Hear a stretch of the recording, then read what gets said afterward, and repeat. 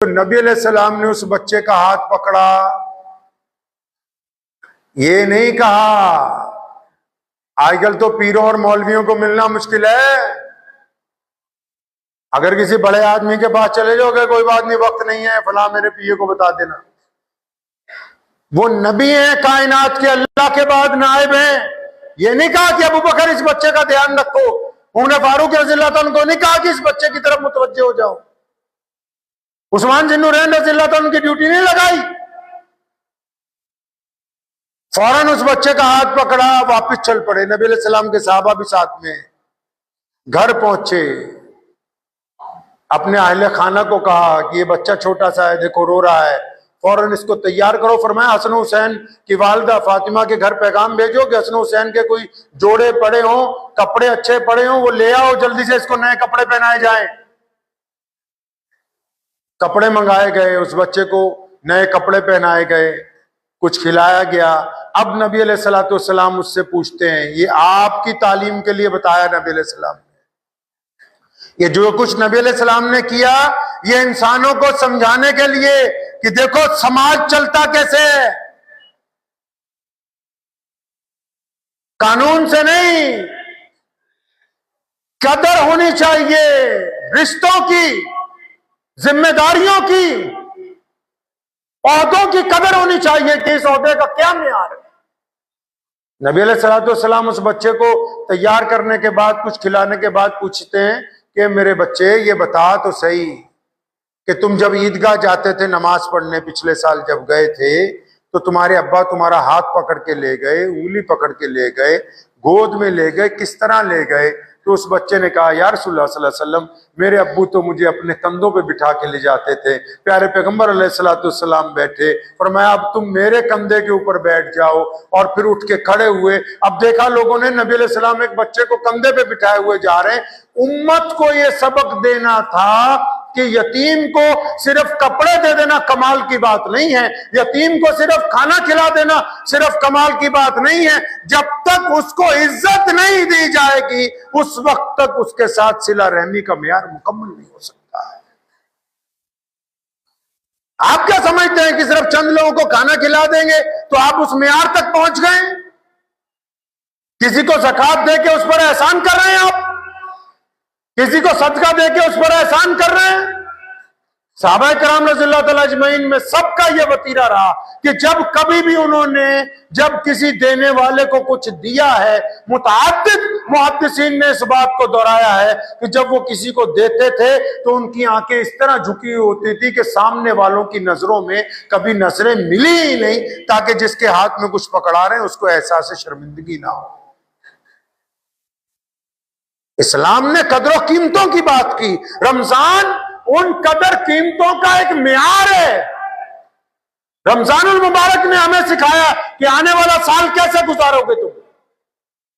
रमजान चला गया तो फिर कोई रमजान की बात नहीं, रमजान चला गया तो इन 11 महीनों में रमजानुल मुबारक की उन फजाइल की बात होगी जिसमें रमजानुल मुबारक ने हमको पाबंद किया है कि खबरदार गुनाहों से पीछे हट जाओ, तुम्हारा काम नेकी करना है, नेकी को फैलाना है, तुम्हारा काम सिला रहमी करना है और अपनी निगाहों को जिना से बचाना है, इसके लिए तुम्हें पाबंद किया गया है। रमजान चला गया तो ऐसे हो गया जैसे रमजान की बातें भी चली गई, रमजान के अहकामात भी चले गए। नहीं, रमजान 30 दिन बना ही इसलिए ताकि अगले रमजान के आने तक रमजानुल मुबारक गुजारने वाले लोग रमजान के अहकामात की पाबंदी करने वाले बन जाए। नबी अलैहिस्सलातु वस्सलाम ने हमें ये तालीम दी है। रोजा सिर्फ इबादत होता तो जंगे बदर में नबी अलैहिस्सलातु वस्सलाम तशरीफ ना ले जाते। सिर्फ इबादत नहीं, जद्दोजहद का नाम है। रोजा सिर्फ इबादत ही होता तो फिर मक्कातुल मुकर्रमा रमजानुल मुबारक में कभी फतेह ना किया जाता। रोजा सिर्फ इबादत नहीं बल्कि जुल्म के खिलाफ अपनी जद्दोजहद का ऐलान भी। रोजा सिर्फ इबादत का नाम थोड़ी है, रोजे ने हमें पाबंद किया है। हम इतने लोग मसाजिद के अंदर आज पूरे मुल्क के अंदर मौजूद हैं, ये रमजानुल मुबारक की तो बरकत है। एक दौर होता था कि रमजानुल मुबारक के बाद फजर की नमाज में 1-2 लोग होते थे, आज फजर की नमाज में कई कई सफ़े होती हैं। तो ये इन नमाजियों को किसने पाबंद किया है? ये रमजान मुबारक में उन्होंने अपने रब से जो वादे किए हैं, उन वादों की वजह से आज वो मस्जिद के अंदर पहुंचे। तो जो व्हाट्सएप यूनिवर्सिटी वाले हैं, जो खुद मस्जिद तो गए ही नहीं, बदबख्तों ने जाके देखा ही नहीं मस्जिद में भी कितने लोग आए कितने नहीं आए, और वो लिखने लगे कि रमजान के बाद नमाजी गायब हो गए। अबे गधो, तुम खुद तो गए नहीं, तो जो गायब हुए हैं वही हैं जो सिर्फ मोबाइल पर दीन फैलाना चाहते हैं। गायब बस वही हुए हैं जिनकी नीयत में ठोक खोट है, जिन्होंने वादा किया, जो वफादार है अपने रब और रसूल के, वो गायब नहीं, वो सफर में भी नमाज की नीयतें बांध रहे हैं। वो जहां वक्त हो जाता है करीब की मस्जिद ढूंढ के वहां पहुंच जाते हैं, वो वक्त हो जाता है तो अपने घर के अंदर नमाज अदा करते हैं। तो जिनको दीन की कदर है, जिनको दीन की कीमत जिनको पता है, वो तो अल्लाह और उसके रसूल के पाबंद है हुक्म के। तो इस बात को ज़हन नशीन कर लें कि रमजान मुबारक के में हमने जो अपने रब के साथ वादा किया है उसको निभाते रहेंगे, निभाएंगे इंशाअल्लाह। रमजान के बाद भी नमाज की पाबंदी, नमाज पर सुनो, इसलिए जोर देते, क्यों देते सुनिए। कुरान पाक ने नमाज की वजह तस्मियां बयान की। बहुत सारे ऐसे मुसलमान हैं जिनको पता ही नहीं होगा कि हम नमाज क्यों पढ़ते हैं, और बहस कर रहे हैं वक्फ बिल के ऊपर, खुद पता नहीं कि हम कहां हैं। नमाज क्यों पढ़ते हैं?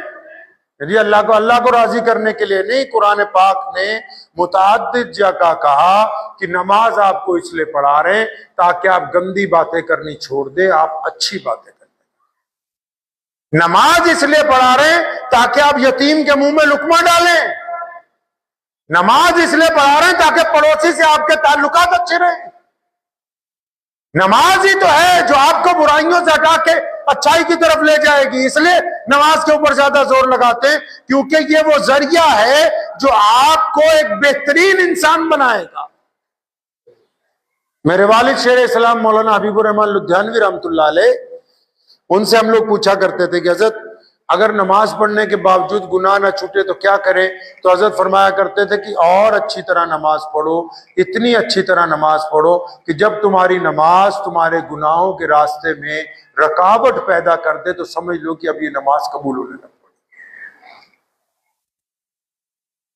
तो दुआ कीजिए कि अल्लाह करीम रमजानुल मुबारक के जितनी बरक़ात हैं, जितने फजाइल रमजानुल मुबारक में मुसलमानों को हासिल हुए हैं, जितनी बरकतें रमज़ान की पूरी दुनिया के इंसानों पर उतरी हैं, और जो कुछ अल्लाह वालों ने रमज़ानुल मुबारक में रोज़े रख के जो कुछ अजर हासिल किया है और जो वादे अपने रब के साथ किए हैं, अल्लाह करीम हमको उसके ऊपर अमल करने की तौफीक अता फरमाए।